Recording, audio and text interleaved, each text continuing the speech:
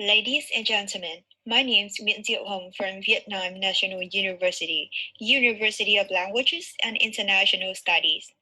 It's my honor to be here today to present my research titled Students' Perceptions of Narrow Reading Usage in a Test Preparation Course.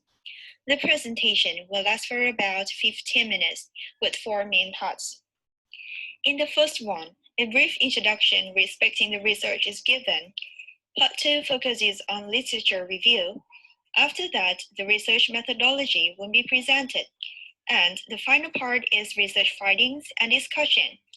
Now, before I start with the first part, it's necessary to have a quick look at the key term, narrow reading.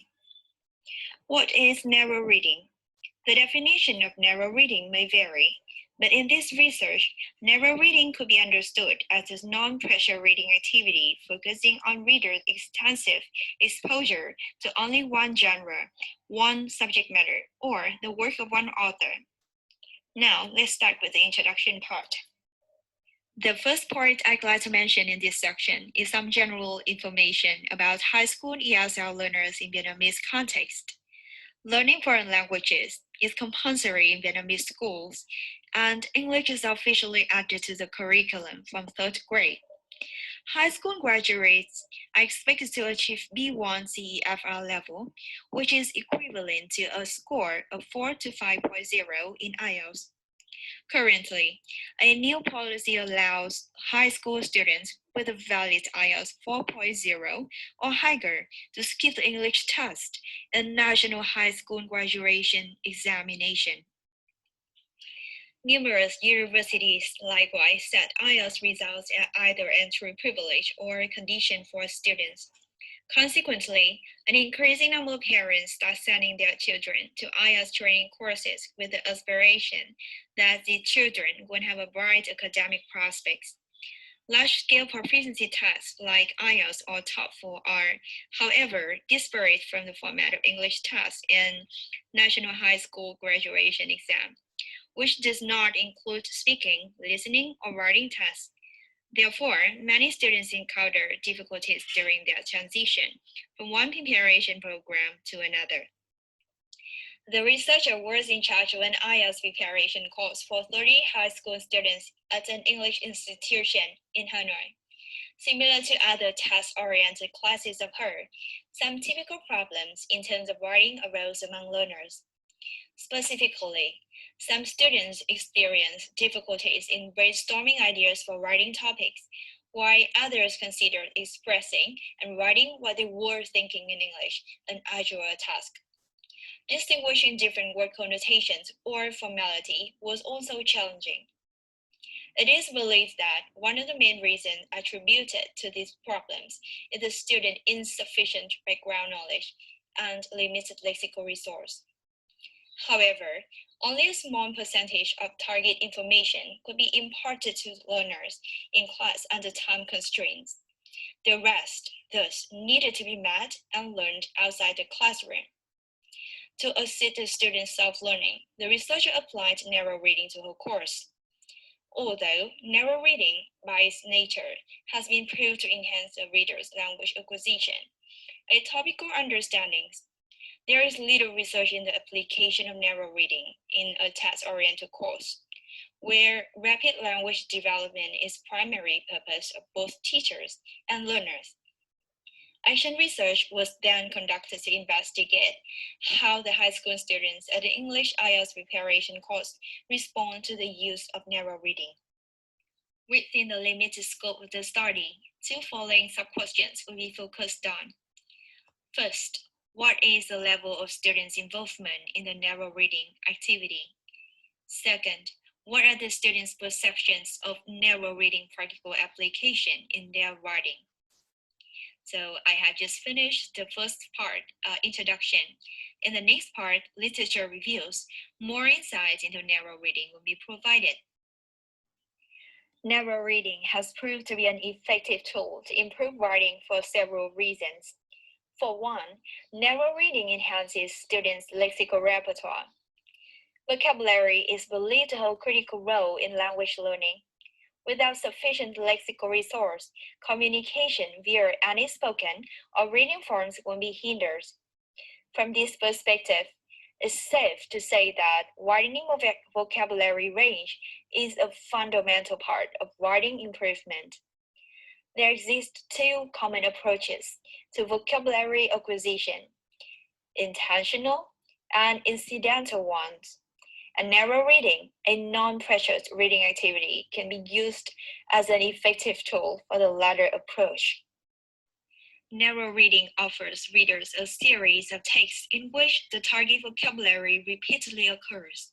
That means with narrow reading, vocabulary learning is individualized and contextualized, giving readers a sense of word meaning and word usage in authentic situations. Besides, engaging students in some incidental learning activities like narrow reading could deepen cognitive engagement and facilitate better recall of target new words. On the screen are some among many researchers who are in agreement with this view.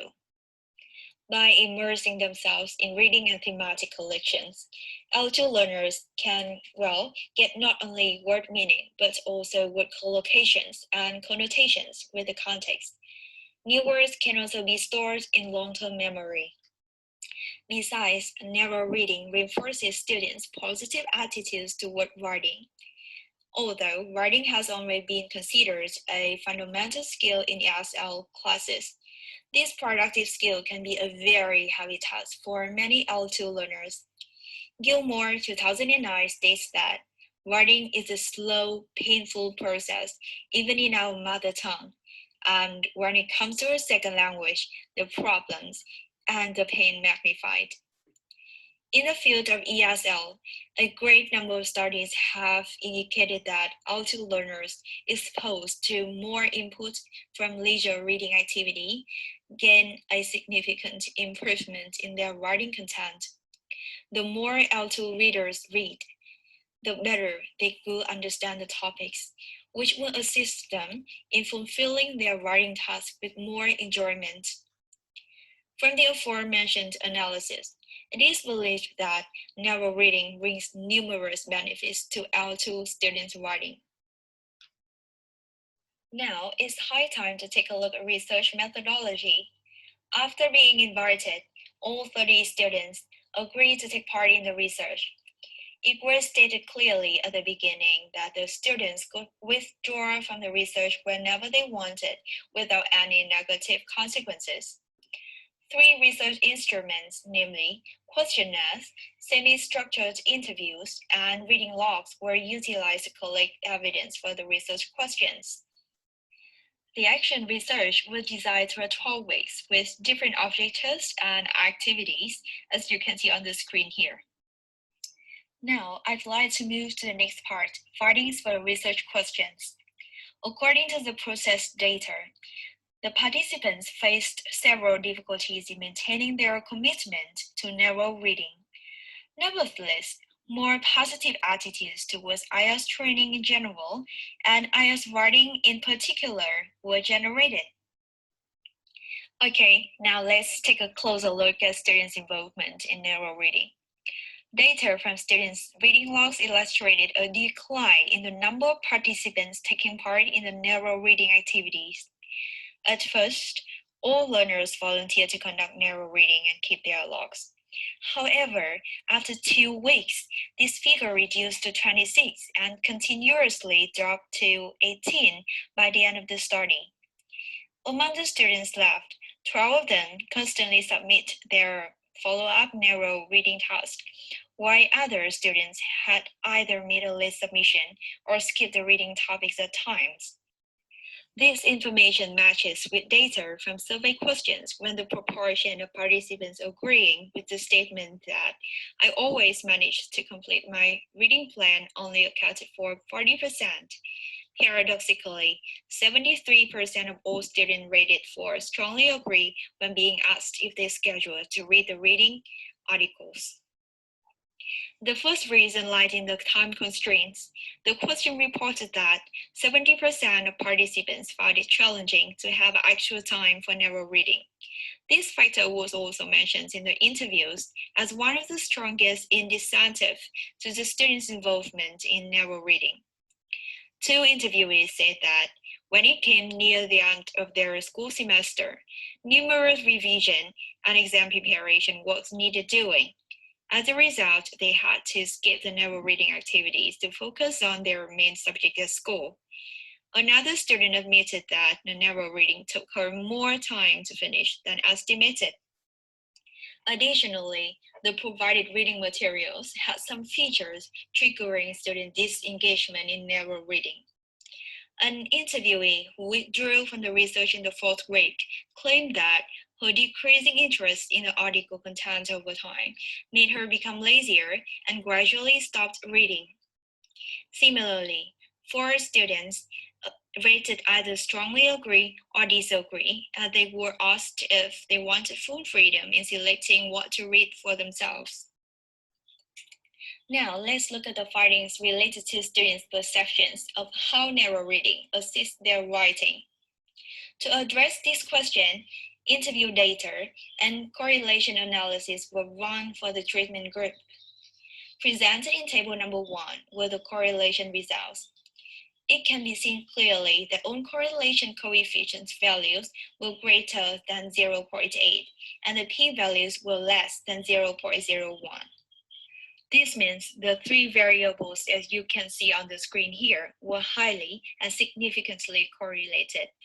In other words, the more frequently the student completed their narrow reading activity, the higher the tendency of them applying the narrow reading vocabulary and ideas to their writings was. And the students who invested time in narrow reading and tried to apply what they've learned to their essays did acknowledge the usefulness of narrow reading in their writing practice. The findings from semi-structured interviews also yielded a comparable result. 2 interviewees who consistently followed the narrow reading schedule and kept their reading logs claimed that their writing process became less scary, painful, or burdensome as they were equipped with more ideas and suitable vocabulary to express their thoughts. Basing on the above findings, some recommendation to improve the application of narrow reading in L2 classes in general and test preparation courses in particular were proposed, as you can see on the screen here. If further research continues, the researcher hopes to conduct longer observations with a larger number of participants for more precise and reliable findings. Besides, this paper placed its focus on students' perspectives. Other researchers may wish to collect quantitative evidence about students' progress in writings before and after narrow reading treatment. The research hopefully will benefit researchers in the ESL and EFL field. Thank you for listening.